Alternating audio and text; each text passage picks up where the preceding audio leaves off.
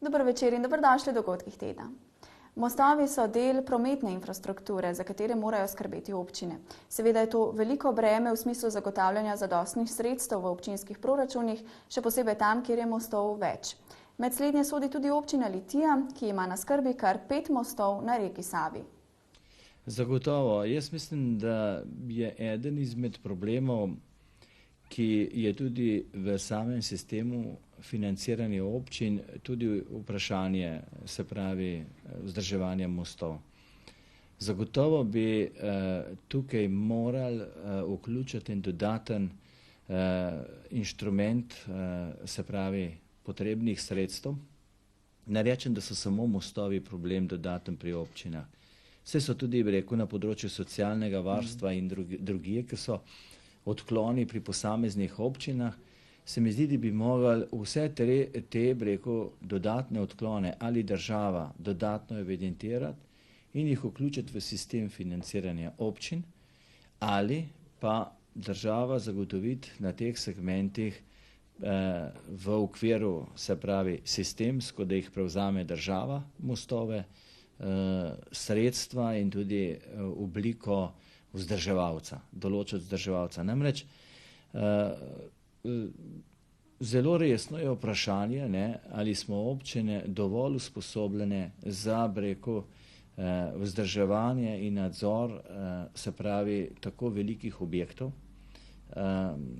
Recimo pri sanaciji v Jevnici lahko rečem, da smo imeli na nek način kar nekaj sreče, da smo na podlagi ali recimo zaznambe občanov ali pa tudi čisto eventualno preko fizičnih določenih sprememb, ki pa so bile minimalne na mostu, začeli zaznavati, da gre za, preko spremembe na mostu, in dobro je bilo, da se je tako hitro most tudi zaprl.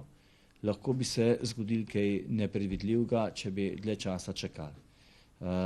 Recimo to je eno vprašanje. Drugo vprašanje, recimo na Savi, tam mogoče ta zgornji del ni tako, bi rekel, problematičen, se bomo mogli pa zelo hitro lotiti, tam so bile že narejene raziskave tega tako imenovanega nosilnega stebra, ki ga bo potrebno nujno ojačati, in zagotovo v 2 letih bomo morali pristopiti najkasneje k ojačitvi tega nosilnega stebra pri mostu na Savi. In to sta recimo samo 2 momenta, ki sem jih omenil, pa imamo seveda še viseči most v Renkah, ki je tako in tako, bi rekel, sploh specifičen. Dobro, Kresniški je mogoče v tem trenutku zgleda še najboljše, vendar tudi Kresniški most vemo, da ima svoje probleme. Problem je v tem, da ima zelo veliko nosilnih stebrov in stebri, v katere se pri vsakih poplavah zaplete zelo veliko vejevja, drevja, in ga moramo čistiti skoraj da vsako leto. In tam seveda upravljavec vodnega sveta in država nočeta slišati ničesar.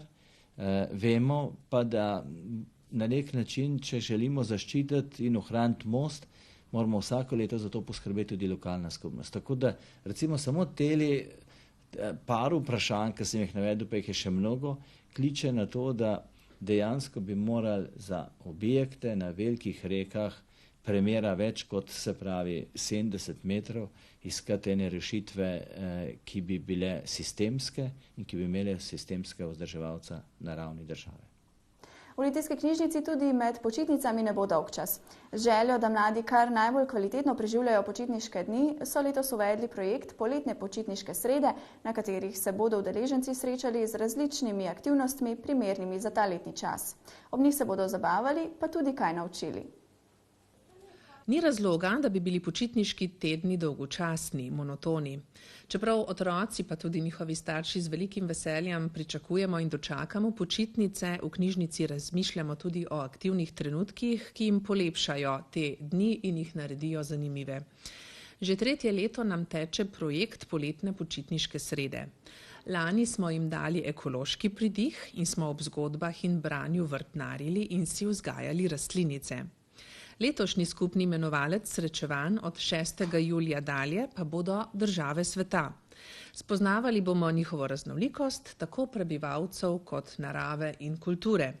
Ob tem bomo ustvarjalni, burili bomo svojo domišljijo in se vsekakor tudi veliko naučili. Družili se bomo torej vsako počitniško sredo od 10:30 do 12, da pa bomo lahko vse pripravili in načrtovali naše druženje, so prijave obvezne in sicer vsaj en dan pred sredo, torej v torek. Udeležba na počitniških sredah pa je brezplačna. In še to, komu so namenjene naše poletne počitniške srede, otrokom od 4. do 12. leta, ki imajo še vedno radi zgodbe in branje, pa pravljice, ter jih zanima ustvarjalnost in si vsekakor želijo popestriti svoje počitnice. Litija je prvič v vsej svoji zgodovini dobila pomembno institucijo, mestni muzej. Zanj je bilo v preteklosti že kar nekaj poskusov, vendar nikoli ni zaživel. Še najbližje temu je bila pred dobrimi 10 leti ureditev nekaterih muzejskih zbirk v Pododarju dvorane kulturnega centra na stavbah. Vse možnosti pa so se odprle potem, ko je bila zgrajena nova osnovna šola. Tako da je mestni muzej dobil svoje prostore v stari sodniji, kot so imenovali bivšo osnovno šolo. Muzejsko delo v veliki meri temelji na donacijah gradiva in tudi v Litiji so s temi zadovoljni. Vsak muzej v bistvu temelji na donacijah oziroma prispevkih občanov in tako seveda je tudi pri nas v mestnem muzeju Litija, morda še bolj kot kje drugje, kajti sredstev za nakup gradiva oziroma eksponatov pač nimamo in smo odvisni od odnosa in dobre volje občanov, da stvari namesto, da bi jih vrgli stran, prinesejo k nam muzej. Zadeva se v zadnjem času zelo popravlja. Ljudje spoznavajo naš muzej, vedo zanj in tudi ko pri različnih prenovah ali selitvah se spomnejo in ponudijo svoje predmete muzeju ali jih pa jih kar prinesejo. In v zadnjem času smo na primer prejeli kar dve zelo pomembni in dragoceni donaciji in sicer nam je kar nekaj gradiva prinesla nekdanja učiteljica, gospa Eva Kovič iz Jevnice, ki se je v svojem življenju veliko ukvarjala z zbiranjem starih predmetov in preučevanjem. Del tega je sedaj prinesla k nam. Potem pa drugo donacijo smo pa prejeli tudi pred kratkim, ko je pa gospa Zofka Hauptmann, znana fotografinja v Litiji, dolga desetletja je delovala pri nas, prinesla tudi del svoje opreme iz svoje temnice, tako da nameravamo v bodočnosti postaviti tudi na ogled en del takšne fotografske temnice. Gre za nekaj stare opreme, starih fotoaparatov in ostalega, tako da zanimiva stvar, zanimiva tudi zato, ker je gospa Zofka kar desetletja ustvarjala v Litiji in v svoj objektiv zabeležila vse pomembne in manj pomembne dogodke v družabnem življenju Litije. Vse te predmete je potrebno najprej popisati, računalniško obdelati, se pravi unesti vse podatke v poseben računalniški program, jih uštevilčiti, tako da je s to obdelavo kar veliko dela. Običajno je, da je v muzejskih depojih 90% vsega gradiva, 10% pa ga je na ogled obiskovalcem.